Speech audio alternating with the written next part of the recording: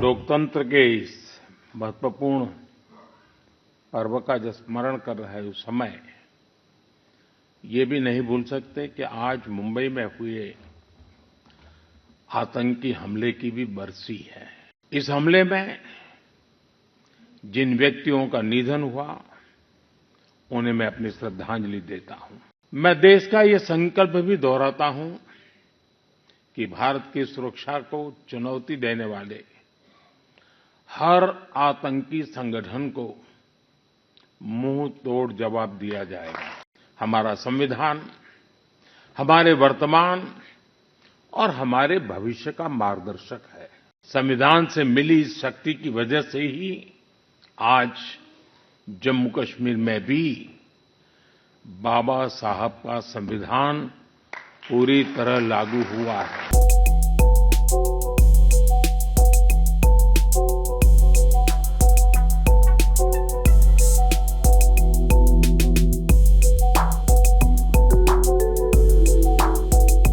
भारत के संविधान का ये 75वां साल पूरे देश के लिए एक असीम गौरव का विषय है।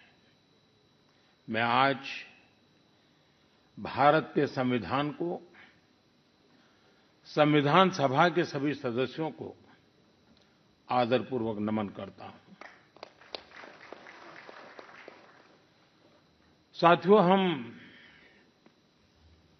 लोकतंत्र के इस महत्वपूर्ण पर्व का जब स्मरण कर रहे उस समय ये भी नहीं भूल सकते कि आज मुंबई में हुए आतंकी हमले की भी बरसी है। इस हमले में जिन व्यक्तियों का निधन हुआ उन्हें मैं अपनी श्रद्धांजलि देता हूं। मैं देश का ये संकल्प भी दोहराता हूं कि भारत की सुरक्षा को चुनौती देने वाले हर आतंकी संगठन को मुंह तोड़ जवाब दिया जाएगा।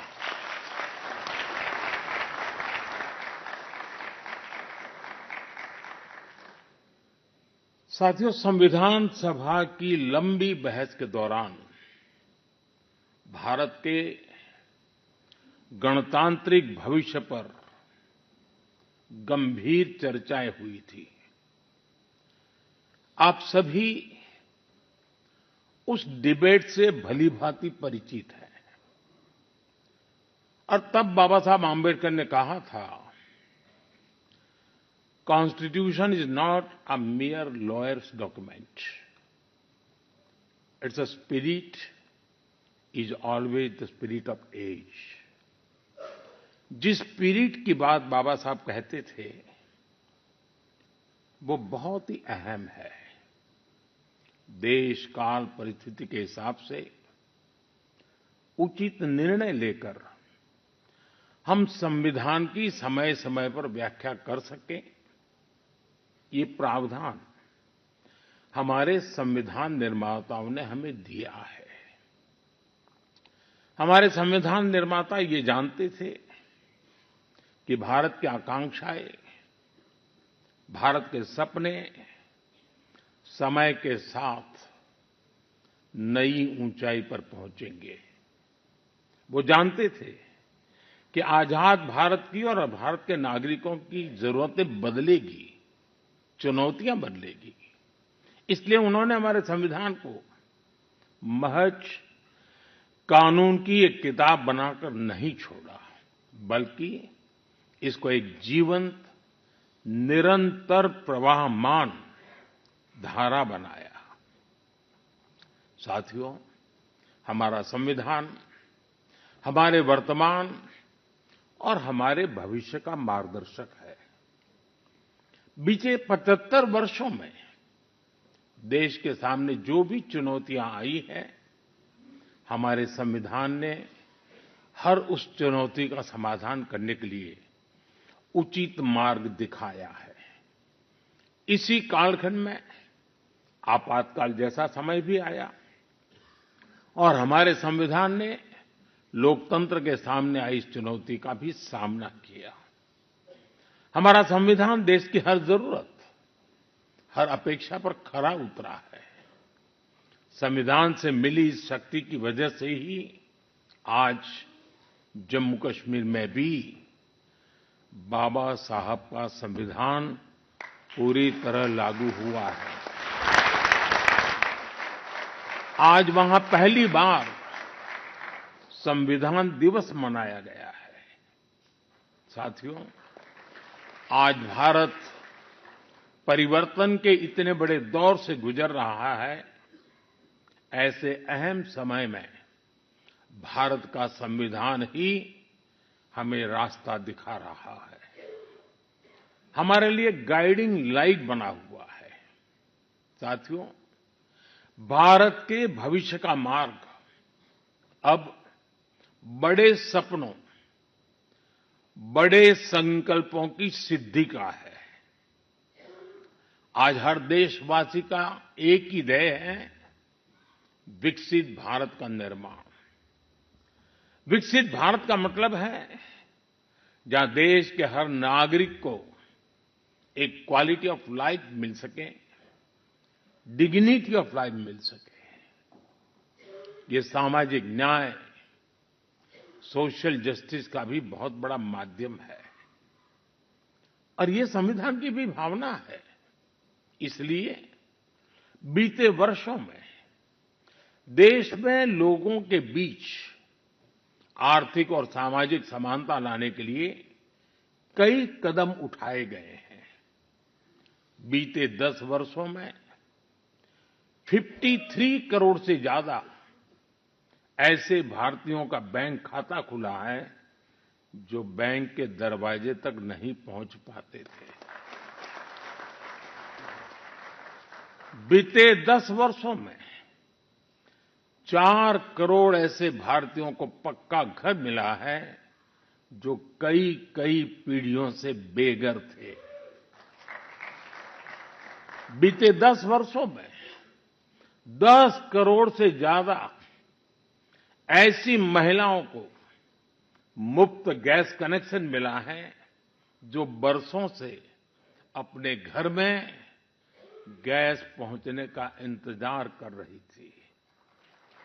हमें आज के जीवन में बहुत आसान लगता है कि घर में नल खोला और पानी आ गया, लेकिन देश में आजादी के 75 साल बाद भी सिर्फ 3 करोड़ घर ही ऐसे थे जिनमें नल से जल आता था। करोड़ों लोग तब भी अपने घर में नल से जल का इंतजार कर रहे थे। मुझे संतोष है कि हमारी सरकार ने 5-6 साल में 12 करोड़ से ज्यादा घरों को नल से जल देकर नागरिकों का और विशेषकर महिलाओं का जीवन आसान बनाया है। संविधान की भावना को सशक्त किया है। साथियों, आप सभी जानते हैं कि हमारे संविधान की मूल प्रति में भी प्रभु श्री राम, माता सीता, हनुमान जी, भगवान बुद्ध, भगवान महावीर, गुरु गोविंद सिंह जी सभी के चित्र हैं।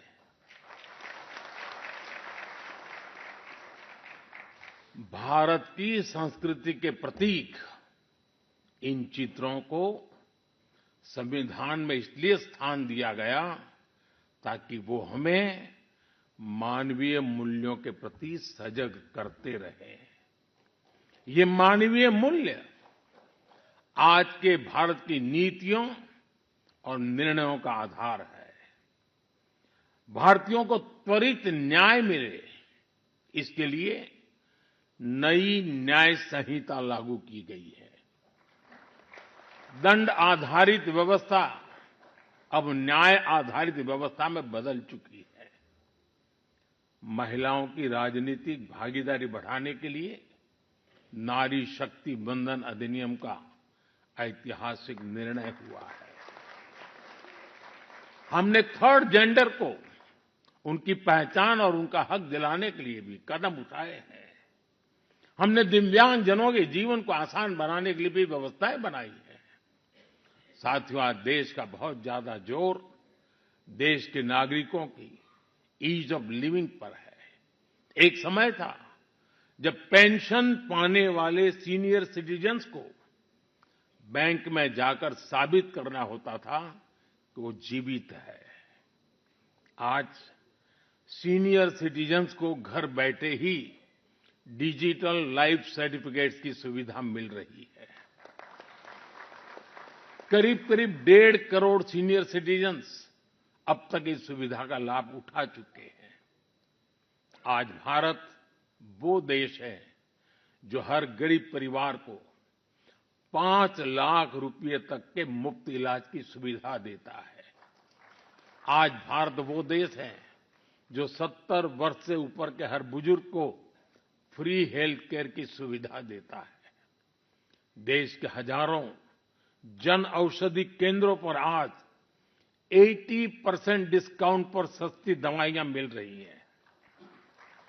एक समय में हमारे देश में इम्यूनाइजेशन की कवरेज भी 60% से भी कम थी। करोड़ों बच्चे हर साल टीकाकरण से छूट जाते थे। आज मुझे संतोष है कि अब मिशन इंद्रधनुष की वजह से भारत में इम्यूनाइजेशन की कवरेज 100% पहुंच रही है। आज दूर सुदूर के गांवों में भी समय पर बच्चों का टीकाकरण हो पा रहा है। इन प्रयासों ने गरीबों की, मध्यम वर्ग की बहुत बड़ी चिंता कम की है। साथियों, आज देश में कैसे काम हो रहा है उसका एक उदाहरण एस्पिरेशनल डिस्ट्रिक्ट अभियान भी है। देश के 100 से अधिक ऐसे जिले जिन्हें पिछड़ा कहा जाता था, हमने उन्हें एस्पिरेशनल डिस्ट्रिक्ट माना और वहां हर पैरामीटर में विकास की गति तेज की गई है। आज देश के अनेक एस्पिरेशनल डिस्ट्रिक्ट दूसरे जिलों से बहुत बेहतर कर रहे हैं।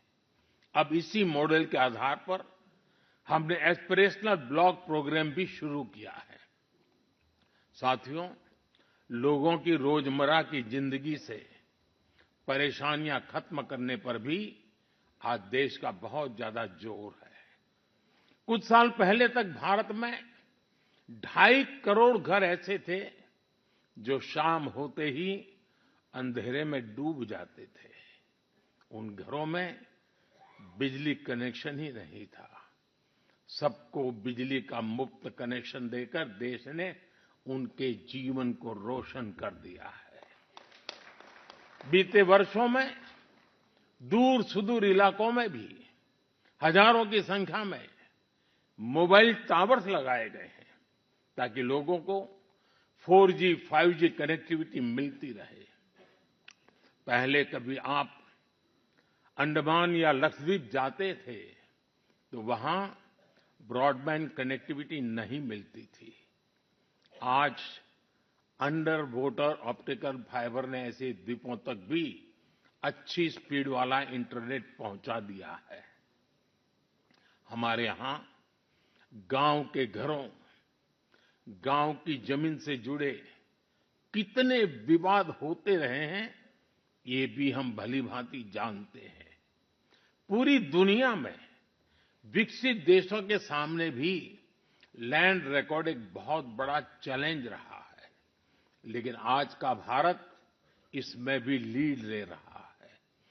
पीएम स्वामित्व योजना के तहत आज गांव के घरों की ड्रोन मैपिंग की जा रही है और लीगल डॉक्यूमेंट इश्यू किए जा रहे हैं।